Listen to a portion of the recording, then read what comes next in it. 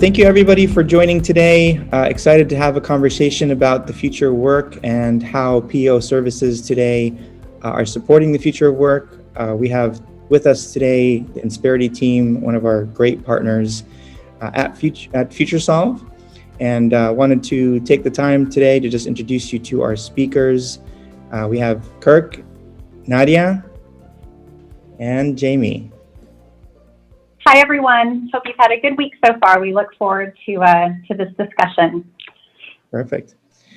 So I wanted to start off the conversation today with really giving everybody a quick intro about Insperity. So Kirk, do you want to give us a little intro on Insperity, some of the services that you provide? And then from there, we wanted to go into the conversation of what we're hearing from the future of work perspective.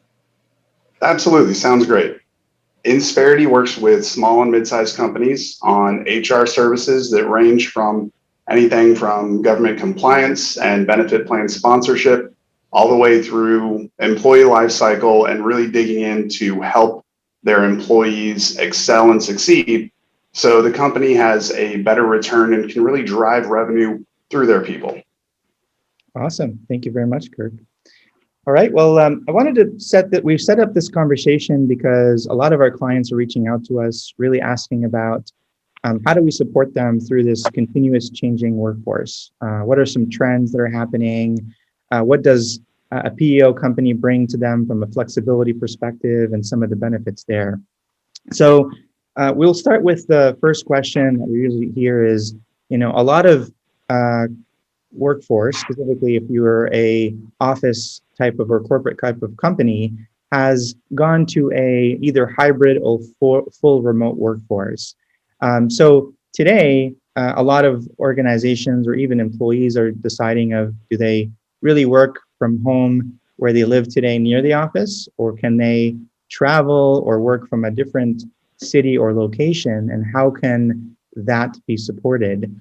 Because the trending workforce is you could really be anywhere. However, there are some laws or ways to pay people from a payroll perspective, depending on where you reside at that moment. So what are you hearing from your side on something like that? And how are you supporting companies with that direction today? Hi, Andy. Nadia Lemon here. Hello, everyone. I'm an HR specialist with Insperity, and I definitely like to kind of review this with you. Like you stated, largely, but not exclusively, due to the COVID pandemic, thousands of employees found themselves working from home, along with juggling family and life in general. Some people couldn't wait to get back into the office this year, while others, they came to love the flexibility and productivity of working from home. But as you mentioned, there are some HR complexities there. As a location-independent employer, you have to be strategic about hiring and managing remote employees in other states due to the various labor laws that would cover those employees. These nuances will end up mattering mostly for your accounting and HR department. So you must decide early on where you are willing to recruit from. For example, some of the things that we've been seeing, some of the trends, is making sure that, like you stated, staying in compliance. From a time tracking point of view, just because you give your remote employees freedom over their schedules, it doesn't mean that you should be in the dark about how many hours they're logging and when they might be logging in. So getting accurate timesheets from your teleworkers gives you more insight into the productivity, even of your exempt employees, and critical timekeeping data that your employees who are eligible for overtime pay is being kept. To get this information, you might want to consider, time and attendance systems that allow both your traditional employees to punch in while building with a building badge, and your remote workers to be on a web or mobile application in order to clock in. So that's very important in compliance. Do you want to have people that are off the clock working? Do you want to set those boundaries? Because when you're remote with less direct and personal observation from management, you have to make sure that you're ensuring that your non-exempt employees are not working overtime, and it may be challenging to your business. So the key here is communication and to set expectations for your employees to work within their assigned hours. Even if they don't and do work overtime, you're still going to be responsible as the employer to make these payments. So making sure that you're following all the FLSA regulations, even though you have remote employees, and timekeeping. The timekeeping system is a big piece. Making sure, that employees are taking breaks, meal breaks, rest breaks. I know we're going to talk a little bit about that as well, in regards to, mental health. What breaks are we giving and how are we managing? Because although employees might not want to take it, these are also requirements that are by law from different states, like in California. So making sure that we take those into consideration. Another big piece that I think not a lot of people put too much emphasis in is, how are we paying, expenses, reimbursing for those critical expenses of working remote? What is an employer required to pay while employees are remote? There are many laws, different locations, that there are certain requirements. Is internet going to be paid? Is the telephone, that they're using going to be paid? What is going to be that calculation for employers in order to make sure that, again, they're staying in compliance with certain states? And let's not forget that also, there are different laws that must be given to employees. Sometimes when we work in offices, we have to make sure that we're posting different posters in different areas just to make sure that everybody is aware of these. Do you have something to where your employees are, you make sure that your employees have these systems in place? Are you sending them reminders of what the laws that they're supposed to have? Are you sending them to them via email, or do you have a portal where you can actually display this for your employees on a daily basis, or they can just grab this information on their own? So we definitely want to make sure that we're keeping the compliance portion there.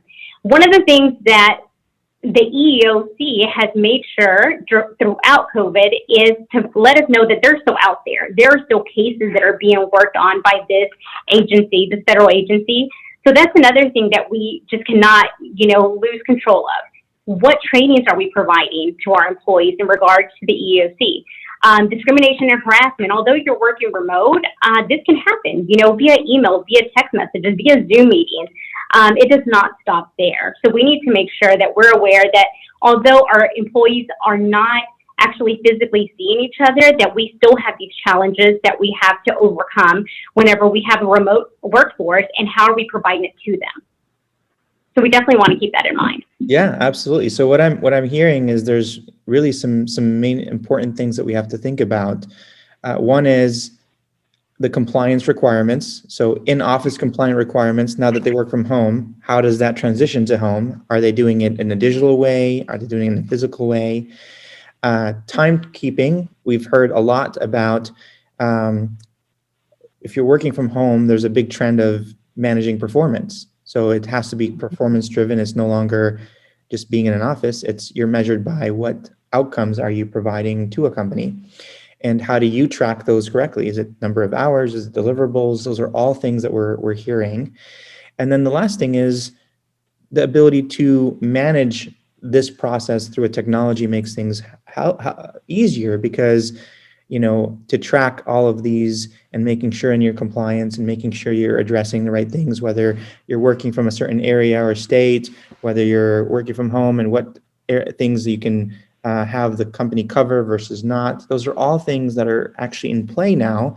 And some companies have a lot of questions on how to address that. And in your case, you're helping them with those strategies, with the best practices, making sure they're staying in compliance through those changes is a big value to them to help. So thank you for that, Nadia.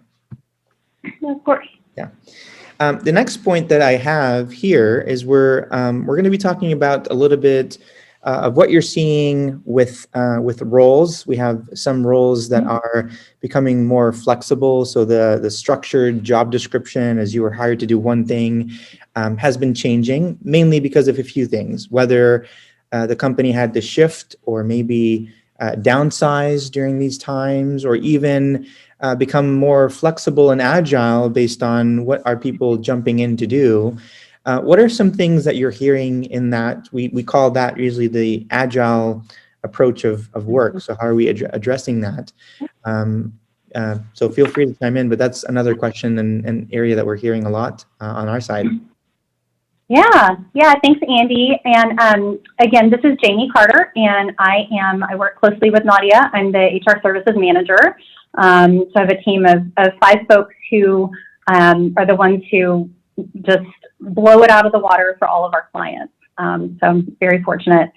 So yeah, it's interesting because especially last year, we're with all the changes, that organizations have seen, especially in oil and gas and some of the real estate organizations, if they've had to do layoffs, it really has a negative impact on the engagement of their employees.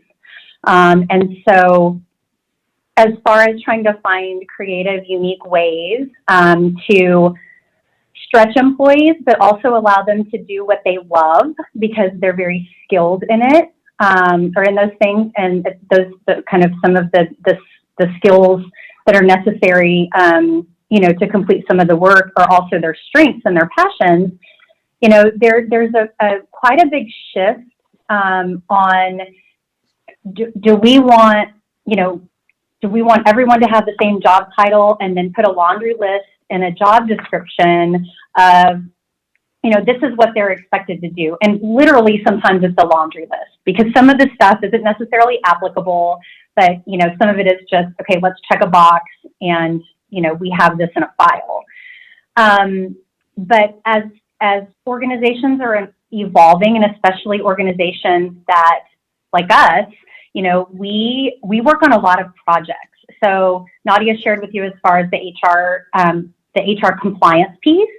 We also get deep with our clients on, understanding kind of their strategic goals and helping with career pathing and actually creating, their business goals and, walking side by side with them. So what that has helped us internally determine within Insperity is perhaps we should have a role that is more kind of aligned with an agile kind of work group. And we put some folks in that agile work group who have strengths in what we want to deliver to our clients. So it's really based on our client's needs versus, okay, so our client needs this. That's not in the job description, so the skill set's not required, but we need you to figure this out and do it. And so that's when, if you have a tough employee, sometimes that gets a little bit hairy with, well, that expectation wasn't set for me. But we've had situations already that have been so successful with one of our particular client-facing roles. And, we've had some of our folks in that particular role up in Minneapolis who have excel in that specific skill, who has, helped out with a client here. And, it's a win-win situation for both parties. So we're definitely seeing a shift in that. And what I love is that we're already kind of taking a look at that internally with Insperity, which better equips us to be, on the fly when we get a question from, have a discussion with a client and we can identify, maybe this could be something that we could, make a shift to. Awesome. Thank you for that. And Jamie, I love that you used the example of Insperity as an internal company because Insperity, the company itself is, has a lot of employees in many different offices and in many roles. And even you guys are seeing that sometimes the job description that somebody was hired for is not necessarily that is not staying as is, and there's some changes, and we have to adapt and move. And specifically now, if companies don't adapt and move, then they will be put in a very hard place with all these changes that are happening. So we're seeing a lot of agility that is needed, and that has to happen also from a compliance perspective, from how you define the job descriptions, which helps. So thank you for shedding some light on that. Hey, Yeah, my pleasure. Andy, this is Dave. I felt like one really nice way to articulate it, and I do think these descriptions are moving to more job responsibility levels. To your point, a description is a narrower thing, and a responsibility level is broader. So that's going to be really important in kind of the future of these in bringing talent into an organization. So nice job. Yeah. Thank you. Yeah, thanks. And just one more point real quick, Andy. It's even more important now than ever that we can have a provide a positive experience to new hires when they come on board. And because if you don't kind of hook them right away, then they're going to go on to the next opportunity or the next company who is going to give them the flexibility and empower them to, you know, to demonstrate and practice and apply all of these skills and passions that they love. Mm-hmm. So we've seen a huge, that's a huge trend right now with some of our you know, our clients, is that we've got to get them on board quickly by letting them do what they love and making them happy. And sometimes actually the onboarding experience creates such an impact on employees when they first come into the company that no matter how much you try to fix it afterwards, it really does not change that initial impression. So companies need to really think about how they're onboarding their employees and what kind of impact they're bringing to them prior to just, you know, hiring them. So that's a great point. Thank you, Jamie. Jamie, this is Bill. Yes. I have a question. Hi, Bill. When you have those employees that depart, either voluntarily or involuntarily, how are you ensuring that you obtain all of the proprietary information and protect that, as well as collect all the tangibles, computers, other information? How do you ensure that? So, you know, so there's a couple of different, when it's in person, it's always easier, right? Because they come in your office, you walk into their desk and you take their stuff. And Nadia, feel free to pipe in on this one as well. But, you know, for what we advise our clients, whenever we have, even if it's kind of a sticky termination, and if it's too sticky, we'll create a separation agreement with the severance to ensure that there is an agreement on what they would send back to us. But we let them know exactly what we need back, and then we will send them like a shipping label for them to, or like sometimes we'll send them a box and a shipping label for them to ship everything back. But here's the tough part, Bill, is you know, for even if like an HR manager or someone within an organization says, well, we're going to hold your check until you send this back to me. Yeah, we can't do that, you know? Right. And so it's a bit of a non-answer of what I'm providing, because short of knocking on their door at home, and, you know, saying, hey, we need this stuff, we can always reflect back on the equipment, like the equipment that we give them up front, and then they sign, you know, the document in onboarding.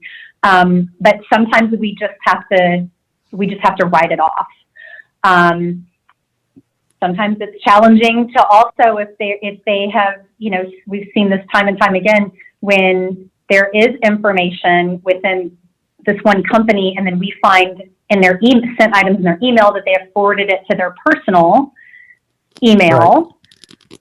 You know, it's kind of, it's one of those, like the risk versus the reward, or your return on your investment. We'll say it like this: spending a lot of time trying to give them consequences for doing that, versus just kind of looking at, okay, so what is our risk now that this employee has our company information in their personal email?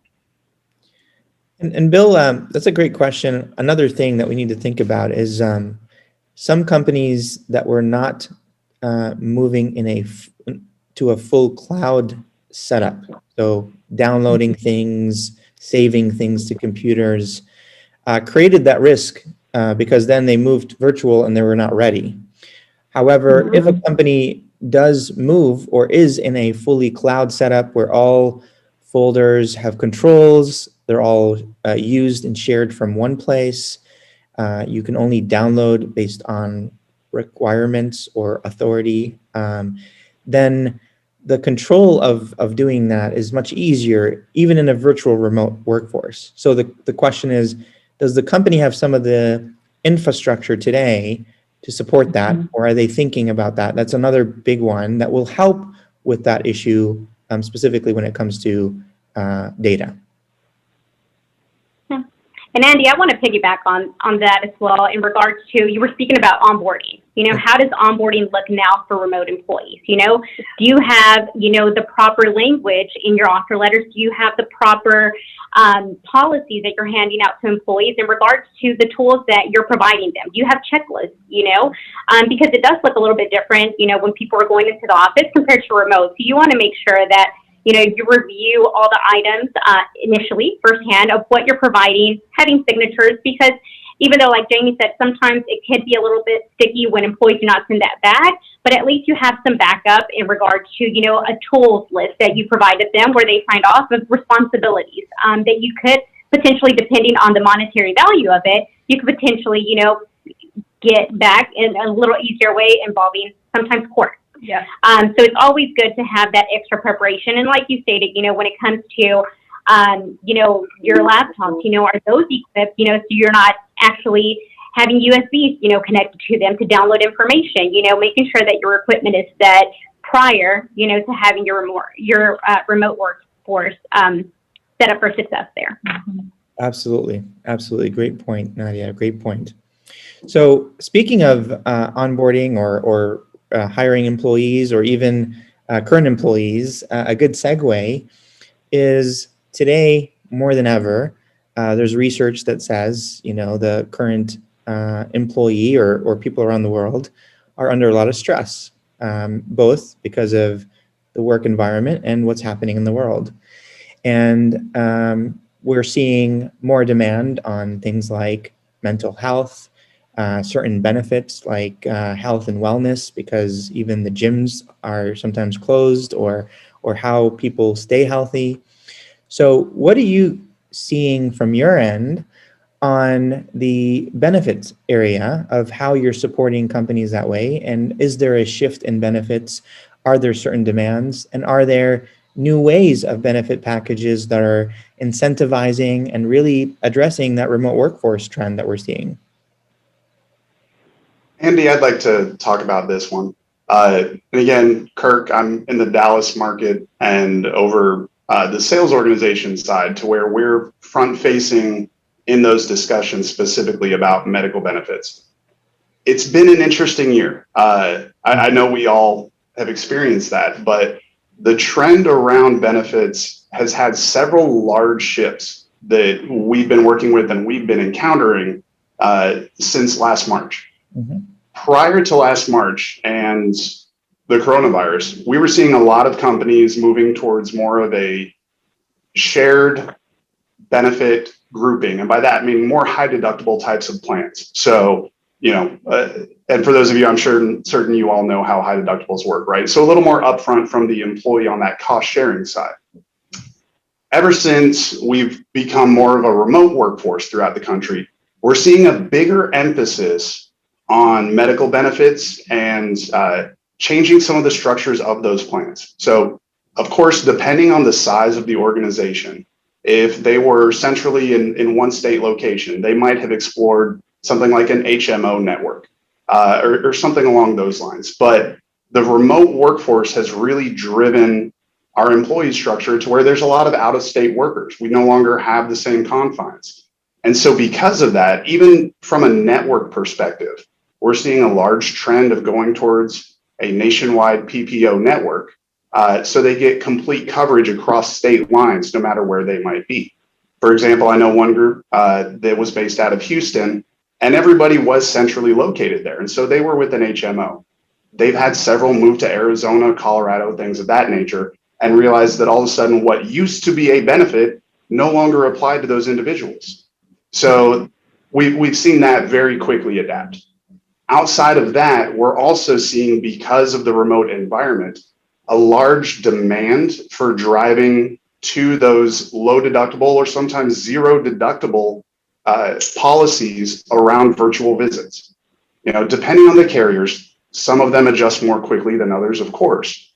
But the idea of paying the same amount for an in-person visit with all the health risks currently associated with it versus a virtual visit have really kind of changed that outlook. So $0 deductibles on virtual copays, big trend that we've been seeing. Having companies contribute more towards medical plans during their renewals has also been a significant trend increase as well. Benefits have never played a larger part on the recruiting and retention side on the employee engagement because now state lines don't mean anything to anybody. Location means very little to most individuals depending on their market segment and what industry they're in.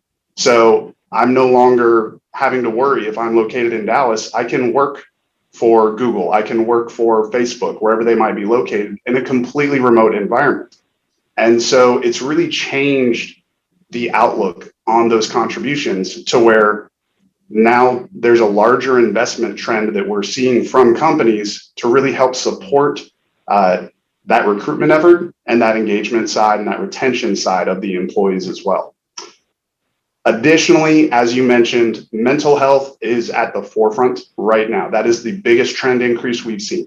So whether it's ensuring that there's partnerships with groups like Caraloop, which might be focused specifically on the demographics that are having to care for individuals at home, all the way to employee assistance programs where they're able to talk to graduate level counselors and things of that nature, have really driven a lot of the trends that we're seeing. One of the demographics that, of course, has gotten a lot of appropriate press attention are going to be how the female employees individually across the country are leaving the workforce at a higher rate due to some of the family circumstances around school openings or not. And so the support pieces, even on a benefit side, that tie to that and ensuring that caregiver support is part of a plan or part of a package within that has really driven a lot of demand. So all of the experiences that we're going through in this remote environment, and I think it's safe to say that even for companies that never went fully remote, they're having to adjust as well, because if their employees are able to maintain what they've been doing, it doesn't necessarily mean that their competitors have, right? Because it's not just you and your current situation, but it's also that retention side as well. So the entire landscape has changed to where we're really seeing those driving pieces towards mental health and appropriate programs around it, employee assistance programs, to where they don't necessarily have to reach out on a deductible side, a medical side, but the culture that ties into all these pieces and really supporting the employees has never been more important. You mentioned the onboarding piece. Absolutely. Knowing that your company is supporting you on a mental, medical benefit side, critically important, and is really tying into that company culture now more than ever before. So there have been a lot of adjustments around those certain pieces. Awesome. Kirk, thank you so much. I couldn't have said that better, and great points there. Definitely companies are starting to think about employees, and they used to, but even more now, is that human aspect. We're all humans. We all have things that we have to take care of at home, mentally and physically. And the benefit packages today need to address that, because if you do not, and you have a competitor that's doing so, you may very likely lose that employee just because of some of those support things that are available to them through another company that they might have to go to. So we need to think about not just us, but the industry, and how can we address that as an industry as a whole. Awesome. Well, the next point we have here is, some companies are actually in a hybrid workforce model, or slowly reopening and bringing back people to the office, but it could be a 2 days from the office versus 2 days from home, or however they're structuring that. How are you supporting companies today with their reopening or with their slow changes as this pandemic is slowly being addressed, and some of the changes there? What are you seeing from your end? So in that regard, there are so many things to take into consideration, especially because things are still so fluid. Things are changing. Everything's evolving. As everybody is aware, you see from the CDC, some things change weekly, daily, with some of the recommendations. So it's definitely keeping track of all the changes and what is important to your organization and the things that you're going to need to function. We like to help our clients, kind of look at the big picture before you bring in employees and figure out, being reactive of what the issues are.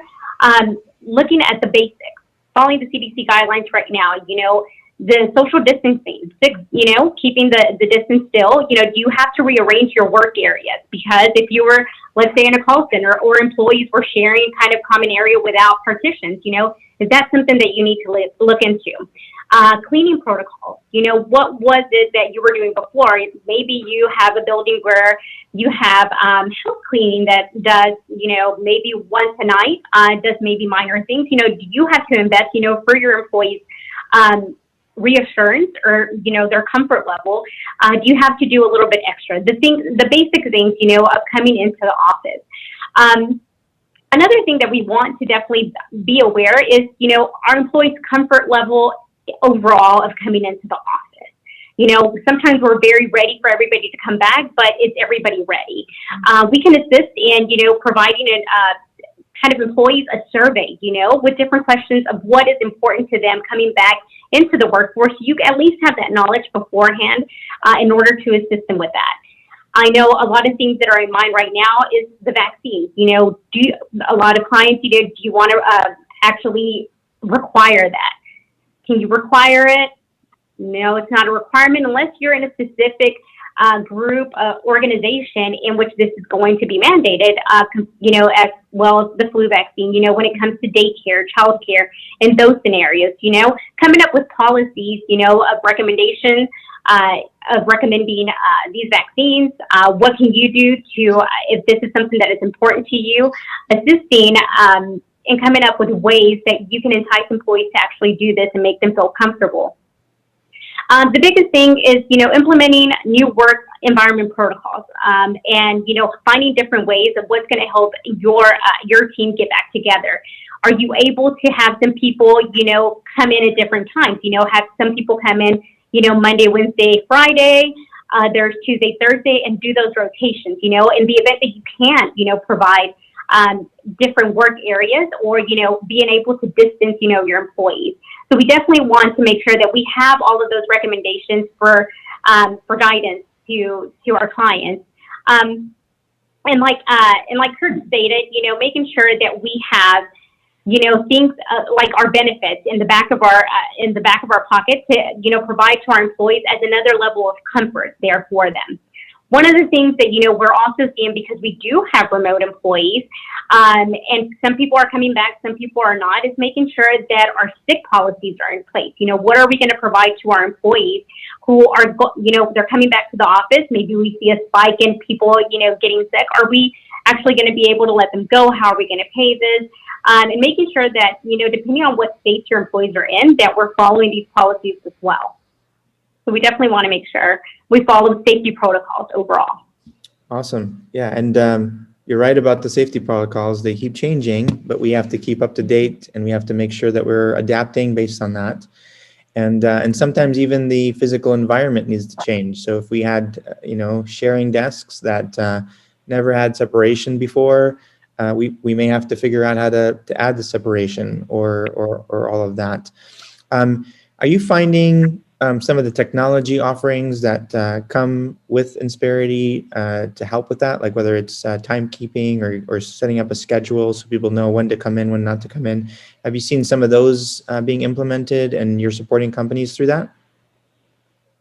Yeah, so definitely I think one of our biggest pieces within Insperity is that we are, we do have great technology driven for our employees. We do have portals to where we can make communications, to our employees, or policies, new policies that we're, giving to our employees.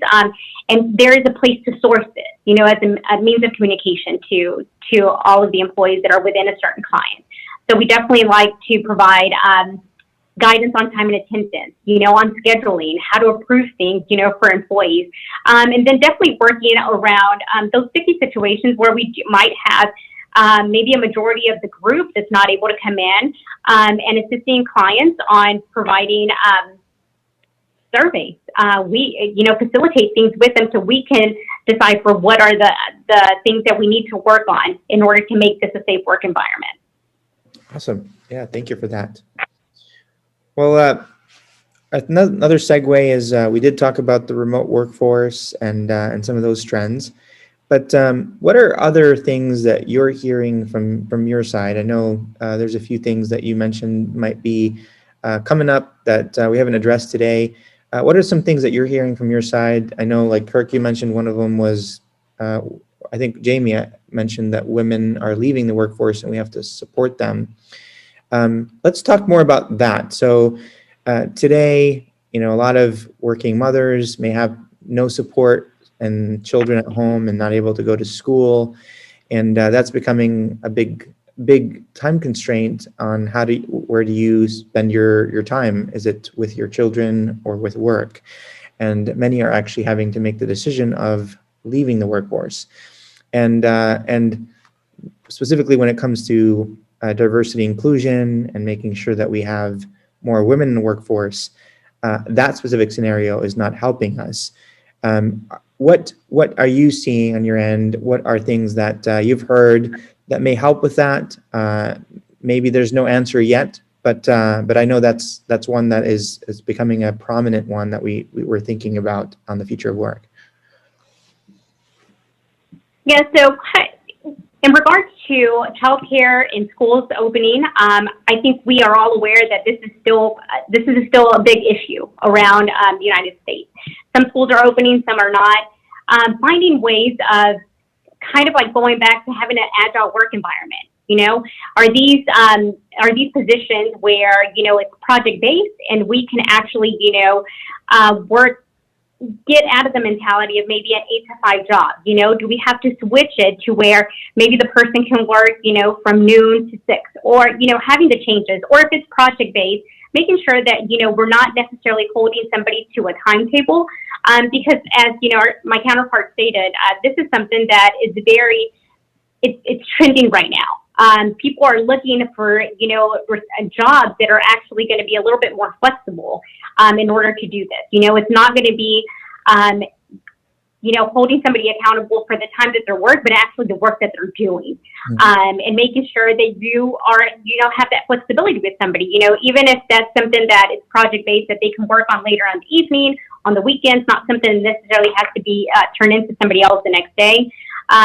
Making sure that, like you stated, the agile work is actually based on the work that they're providing and not necessarily a dot-to-dot job description that's given there. That's a great point. So yeah, I agree with you. It's how do we become flexible if they can't work, at 2 p.m. or 3 p.m. that day because their child is needing some support, and whether there's homeschooling or doing projects, then can we give them that flexibility and have them just really be measured on performance versus hours spent? And that is a big one that we're seeing that does help. And this is something that a company could implement very quickly, is just let's be more conscious and flexible because that supports the workforce in a much better way.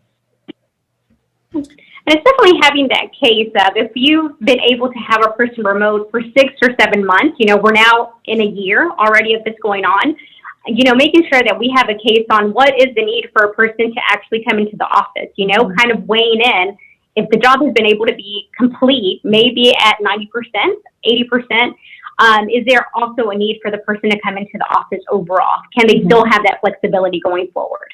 Yeah, absolutely. Awesome. Well, a big one, and this is the last point that we wanted to talk about today, and then we'll open for some questions, is culture. Before, to manage culture in an office, you can put some core values that people could abide by. You can even enhance the physical work environment to even support the culture. But today, people are working from home. So how is that culture being pushed out into the remote workforce? How is it controlled? And how are you influencing culture through digital platforms? Are you seeing trends there? Are you seeing any advice that you could share with organizations on that? Yes, most definitely. So communication is key to sustaining your culture.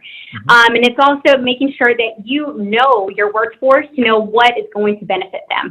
I will take, our example during Insperity. We have been remote, and some of the things that I love, I have children at home sometimes, and it's kind of involving projects that involve your children as well. Sometimes it doesn't necessarily have to be a virtual happy hour, but it's maybe a project, that you're doing as a family. To where, it involves other people kind of bringing in our, one of our, actually the person that handles this sends all the items via mail. So we receive everything that we're going to need for a project. We receive it, we work on it, we share it, we share pictures, kind of doing those things together. Look for creative ways to stay engaged as a team through volunteer work. We did volunteer work that involved things that were outdoors, so we socially distanced. We decorated houses for Christmas. We were outdoors. So it definitely kept us involved. And, we were volunteering with an organization that's also our client. Virtual happy hour, team building, even working together via Zoom, keeping kind of just knowing that there are platforms out there that's going to keep the communication going between teams. Absolutely. So what I hear you say is it's communication is key first, and then there's always different ways where creativity comes into play, where we can enhance culture. Just because somebody's not in an office, we could reach them, whether at home or we even meeting up with them in a safe environment to do an activity that brings us back into that culture and connection as a team is powerful. So we need to always remember that, the more creative we are, the better we could reach our workforce and really help them stay engaged. So with that, I wanted to thank the team for all your time today. And I wanted to open up for some questions. So we have about 10 minutes, and I wanted to see if there are any questions from the attendees today about any of the topics we talked about, or any other questions that you may have about something that you're facing today. Hey, Andy, it's Ed. I've got a question. Sure. Maybe we can pull Martin in, because I know he's more than just a pretty face on the video here. Right, Martin? You got that right, Ed. So I'm just kind of curious, and I'm just joking around, Martin. Maybe you're not the right one, but as you guys talk about all these things, and you talk about number of employees, revenue, you start looking at the size of the company. Where is the boundary? Where do you start approaching the boundary where Insperity is maybe not a great solution for a company based on the kind of things we're talking about? Well, I'd be actually happy to chime in here. Thanks for the tee up, Ed.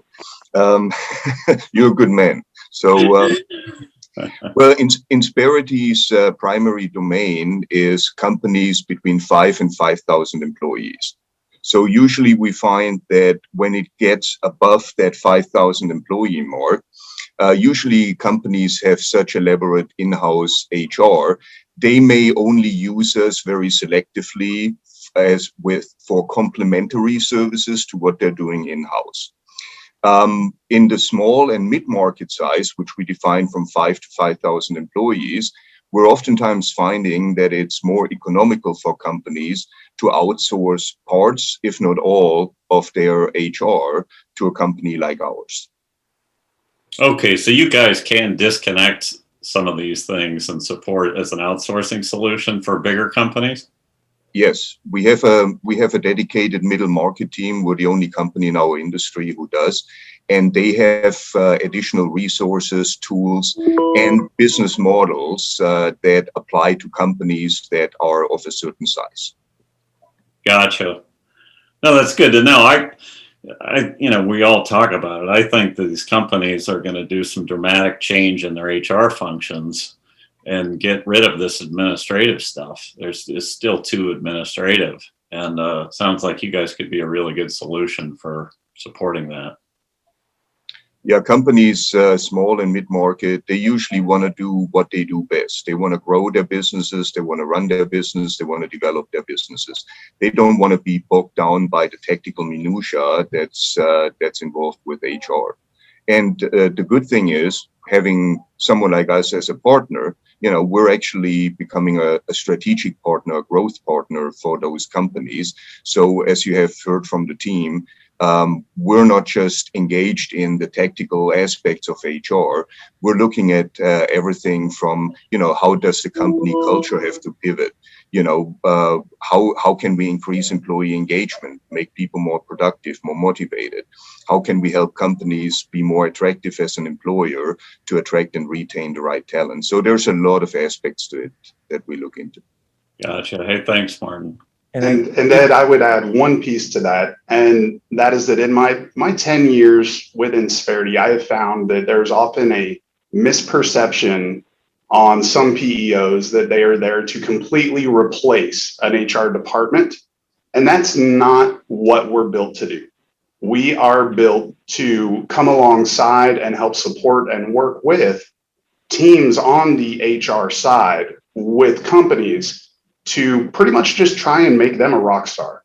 We're not looking for a company to take on a PEO so that they eliminate an HR position, because we're not taking over a company. PEOs are built, or at least Insperity is built, to really partner with and work alongside those individuals so that the daily pieces of administration, COBRA compliance, some government compliance pieces, all those aspects that just take a lot of time, but you don't often see results from, are able to offload those, and we help support them in those areas.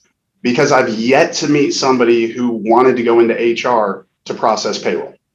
It doesn't tend to happen.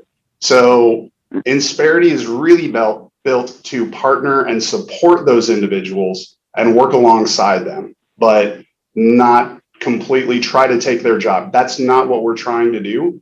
And doing this the right way, the way Insperity is built, is really to just help increase their level, help increase their ability to focus on the organization from those strategic pieces, as Martin mentioned, to really drive those forward. Great. Yeah, thank you for that, Kurt. And the other thing is, Insperity is a network of individuals and experts. So instead of trying to resolve a problem with one person at the company, you have a support network to reach out to really think about the best way to tackle some of these things and what are the best practices, because of the learning that is happening every day at Insperity through all the companies that are being supported. So you're getting that ability to actually pull on a lot of really strategic resources and expertise that is happening every day, and the learning is continually growing versus having to learn it again as a single individual company. So, Andy, I appreciate that point. I know we were meeting recently with somebody talking about they were at a tipping point of, do we need possibly a part-time support, that sort of thing, or something like a PEO? And in that instance, for us, it kind of came down to, well, whatever you decide, we understand, we support, that's your decision, whatever's best for the company. But with Insperity, it's not just your dedicated team that you're getting. It's in our HR positions. We had a team of 50 in our corporate office in Houston that all they're doing is trying to stay on top of compliance. So it's not, we have centers of excellence for each different field, each different state. So you're absolutely right. It's not a single individual that we're trying to pull support from. It is all 3,000 of our employees across the country that have these individual expertise. So it really does just come back to an economies of scale oftentimes. Mm-hmm. That is what we're built for. We're an HR organization. And most companies out there, as important as HR is, aren't built to be HR organizations. They're built for a different purpose. And so their HR is supporting them in that. And we just want to help them be able to focus in that area to work on their business instead of in their business. Absolutely. Love that. And any other questions from the attendees? We have 5 more minutes. So either you could type your question in the chat or unmute and join. But I just wanted to see if there are any questions. If there isn't, then we'll end here. But I just wanted to see if there's any questions from the team. Great. Well, I wanted to thank everybody for joining today. I did want to end that if you have any questions about how Insperity can help you as an organization, feel free to reach out to FutureSolve. You can ask to speak to an advisor, and we'll be able to bring the Insperity team on a call to see if there's any opportunities to help. And last but not least, this webinar will be recorded and shared on our website. So if you want to rewatch it or share it with anybody in your organization, please do so. We're always doing these future of work conversations, and we do one every month, and we'd love to have you attend again. Thanks again. And thank you, Insperity team, for being here with us today at FutureSolve. And we love having you as a partner. We look forward to supporting organizations with you. Nice job, gang. Thanks. All right, thanks, Andy. Thank you, everyone. All right. Thank you, everybody. Bye-bye. Bye-bye.